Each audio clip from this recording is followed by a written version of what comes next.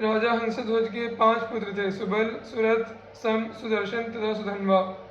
छोटे राजकुमार सुधन्वा अपनी माता के पास आज्ञा लेने पहुंचे। वीर माता ने पुत्र को हृदय से लगाया और आदेश दिया, बेटा तो युद्ध में जा और विजयी होकर लौट, परंतु मेरे पास 4 पैर वाले पशु को मत ले आना। मैं तो मुक्तिदाता हरि को पाना चाहती हूँ। तो वही कर्म कर जिससे श्री कृष्ण प्रसन्न हो। वे भक्तवत्सल हैं। यदि तू अर्जुन को युद्ध में छका सके तो वे पार्थ की रक्षा के लिए अवश्य आएंगे। वे अपने भक्तों को भी छोड़ नहीं सकते। देख, तू मेरे दूत को लज्जित मत करना। श्री कृष्ण को देखकर डरना मत। श्री कृष्ण के सामने युद्ध में मरने वाला मरता नहीं, वह तो अपनी 21 पीढ़ियां तार देता है। युद्ध में लड़ते हुए पुरुषोत्तम के सम्मुख तो यदि वीर गति प्राप्त करेगा तो मुझे सच्ची प्रसन्नता होगी। धन्य माता। सुधन्वा ने माता की आज्ञा स्वीकार की। बहन कुबला से आज्ञा तथा प्रोत्साहन प्राप्त कर वे अपने अंतःपुर में गए। द्वार पर उनकी सती पत्नी प्रभावती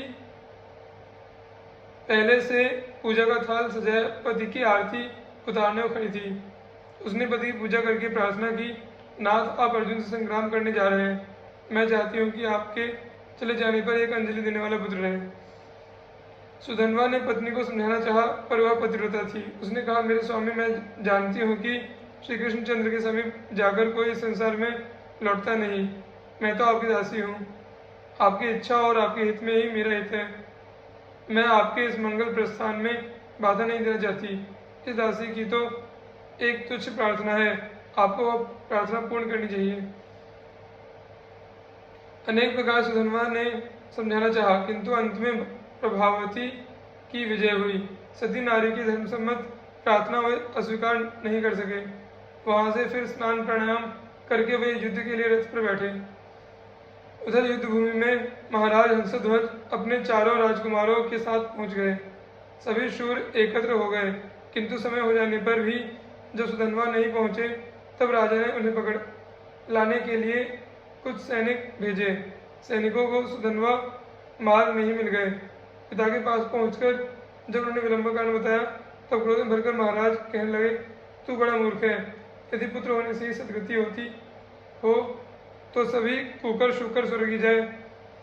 तेरे धर्म तथा विचार को धिक्कार है। श्री कृष्णचंद्र का नाम सुनकर भी तेरा मन काम के वश हो गया। ऐसा कामी भगवान से विमुख कुपुत्र का तो तेल में उबलकर ही मरना ठीक है। राजा ने व्यवस्था के लिए पुरोहितों के पास दूत भेजा। धर्म की मर्मज्ञ स्मृतियों की रचिता ऋषि शंख और लिखित बड़े क्रोधी थे। उन्होंने दूत से कहा, राजा का मन पुत्र के मोह से धर्म भ्रष्ट हो गया है। जब सबके लिए एक ही आज्ञा थी तो व्यवस्था पूछने की क्यों आवश्यकता हुई। जो मंदबुद्धि, लोभ, मोह या भय से अपने वचनों का पालन नहीं करता उसे नरक के दारुण दुख मिलते हैं। हंसध्वज पुत्र के कारण अपने वचनों को आज झूठा करना चाहता है। ऐसे धर्मी राजा के राज्य में हम नहीं रहना चाहते। इतना कहकर वे दोनों ऋषि चल पड़े। दूसरे समाचार पाकर राजा ने मंत्री को आदेश दिया, सुधन्वा को उबलते तेल के कढ़ाई में डाल दो। इतना आदेश देकर वे दोनों पुरोहितों को मनाने चले गए। मंत्री को बड़ा दुख हुआ, किंतु सुधन्वा ने उन्हें कर्तव्य पालन के लिए दृढ़ता पूर्वक समझाया। पिता की आज्ञा का सत्पुत्र को पालन करना ही चाहिए, यह उसने निश्चय किया। उसने तुलसी की माला गले में डाली और हाथ जोड़कर भगवान से प्रार्थना की, प्रभु गोविंद मुकुंद, मुझे मरने का कोई भय नहीं है। मैं तो आपके चरणों में देह त्याग करने ही आया था, परंतु मैं आपका प्रत्यक्ष दर्शन न कर सका, यही मुझे दुख है। मैंने आपका तिरस्कार करके बीच में काम की सेवा की, क्या इसीलिए आप मेरी रक्षा को अपने अभय हाथ नहीं बढ़ाते? पर मेरे स्वामी, जो लोग कष्ट में पड़कर भय से व्याकुल होकर आपकी शरण लेते हैं, उन्हें क्या सुख की प्राप्ति नहीं होती? मैं आपका ध्यान करते हुए शरीर छोड़ रहा हूँ, अतः आपको अवश्य प्राप्त होऊंगा, किंतु लोग कहेंगे सुधन्वा वीर होकर भी कढ़ाई में जलकर मरा। मैं तो आपके भक्त अर्जुन के बाणों को अपना शरीर भेंट करना चाहता हूँ। आपने अपने भक्तों की टेक रखी है, अनेकों की इच्छा पूर्ण की है, मेरी भी इच्छा पूर्ण कीजिए। अपने इस चरणाश्रित की टेक भी रखिए। इस अग्निदाह से बचाकर इस शरीर को अपने चरणों में गिरने दीजिए। इस प्रकार प्रार्थना करके हरे गोविंद श्री कृष्ण आदि भगवान नामों को पुकारते हुए सुधन्वा कढ़ाई के खौलते तेल में कूद पड़े। एक दिन प्रहलाद के लिए अग्निदेव शीतल हो गए थे। एक दिन ब्रज बालकों के लिए मयूर मुकुटी ने दावाग्नि को पी लिया था। आज सुधन्वा के लिए खौलता तेल शीतल हो गया। सुधन्वा को तो शरीर का भान ही नहीं था। वे तो अपने श्री कृष्ण को पुकारने, उनका नाम लेने में तल्लीन हो गए थे, किंतु देखने वाले आश्चर्य मूढ़ हो रहे थे। खौलते तेल में सुधन्वा जैसे तैर रहे हो, उनका एक रोम तक झुलस नहीं रहा था। यह बात सुनकर राजा हंसध्वज भी दोनों पुरोहितों के साथ वहां आए। श्रद्धा रहित तार्किक पुरोहित शंख को संदेह हुआ, अवश्य इसमें कोई चालाकी है। भला तेल गर्म होता तो उसमें सुधन्वा बचा कैसे रहता? कोई मंत्र या औषधि का प्रयोग तो नहीं किया गया। तेल की परीक्षा के लिए उन्होंने एक नारियल कढ़ाई में डाला। उबलते तेल में पड़ते ही नारियल फूट गया, उसके 2 टुकड़े हो गए और उछलकर वे बड़े जोर से शंख तथा लिखित के सिर में लगे। अब उनको भगवान के महत्व का ज्ञान हुआ।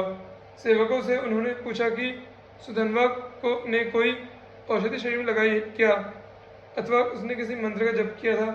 सेवकों ने बताया कि राजकुमार ने ऐसा कुछ नहीं किया, वे प्रारंभ से भगवान का नाम ले रहे हैं। अब शंख को अपने अपराध का पता लगा। उन्होंने कहा, मुझे धिक्कार है, मैंने भगवान के एक सच्चे भक्त पर संदेह किया।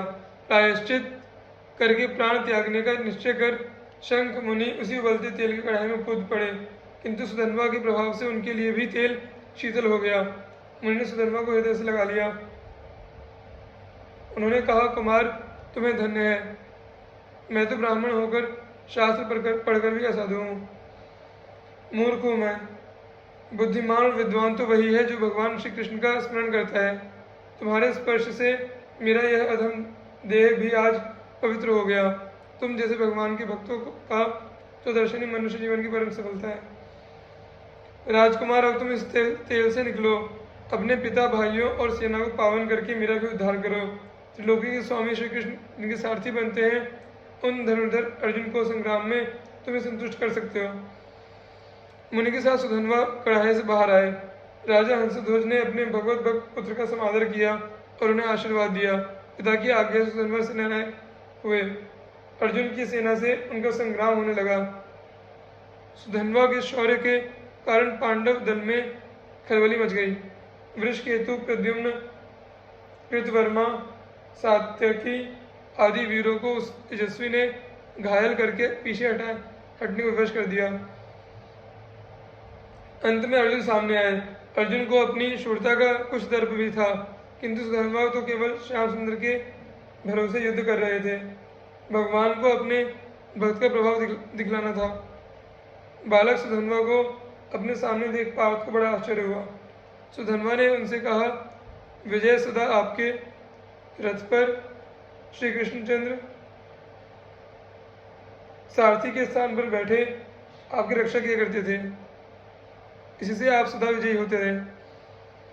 आज आपने अपने उन समर्थ सारथियों को कहाँ छोड़ दिया? मेरे साथ युद्ध करने में श्री कृष्ण ने तो आपको नहीं छोड़ दिया।